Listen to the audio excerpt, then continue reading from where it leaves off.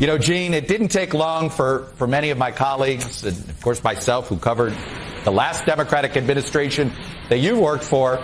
President Obama once called the gas tax holiday a gimmick. Why is this not a gimmick now, in your view? This is not a proposal for all seasons. It's not a proposal for normal times.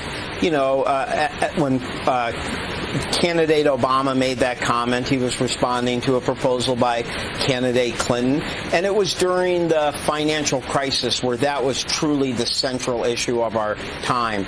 Right now, what the central issue is how we are recovering. Some would say there's been a war on the fossil fuel industry since day one. Is this an overstatement? Since day one, President Biden has tried to limit fossil fuel supplies, and we're all paying for it. That at least as far as rhetoric, we heard the president say, listen to what I'm saying. That's a quote. I can show you the video. I can show you other quotes that were similar from a couple of years ago. I can show you members of Congress in the Democratic Party berating oil officials for not cutting production to the same extent that it was cut over in Europe. If you were an oil executive, would you make long-term plans? Or if you were in the capital raising industry on Wall Street, would you be ceding a lot of money to this industry that 10 years from now certain segments want to put out of business? Would you do that? I wouldn't make any long-term plans with refineries either. Joe, look, the facts speak for themselves. There's been a steady increase of oil production in the United States during the last year and a half, the last several months. We're going to see even more increase in production in the coming months. We're trying to do two things at the same time. One is address the energy transition as it is, meaning that it's a transition and that we need to have the supplies right now, oil and gas, in order to make sure that the economy is functioning. But we also want to make sure that our investments are done in such a way that we can accelerate the transition to a cleaner world ahead.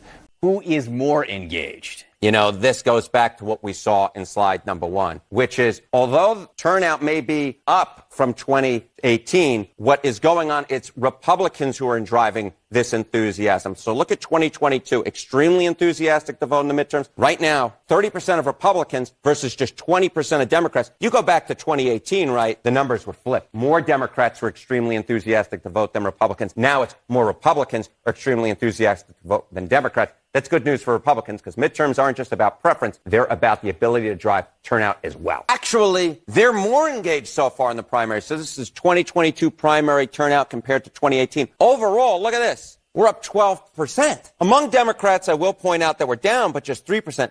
But this is primarily being driven by Republican primary turnout. Look at this number. Up 29%. Whenever you see a rise like that, you know something's cooking. And here what is cooking is Republicans are really engaged. And overall, that has made the electorate also more engaged. These are actual people showing up at actual polls to vote in actual primaries. Yes. Well, I believe in fossil fuels, you had more activity in the production area under the first 2 years of Donald Trump, right? And I'm not here to play I actually think we are pumping more now than he was then. We're pumping more now than he was then. No, you're actually not. I know what the president said about the average of the Trump presidency, but there was pre-COVID and post-COVID. You know, that would dramatically change things. A lot of beach time for President Biden. Hope he's got some extra sunblock. No vacation, though, from voters' disapproval. You can't run from that. A new Quinnipiac poll has President Biden tying his all-time low job approval rating of 33%. Where else is he underwater? A lot of different places, and not by a little. One on his handling of top issues like the economy, gun violence, Putin's war on Ukraine, and the midterm elections. Tick, tick, tick. They're coming up.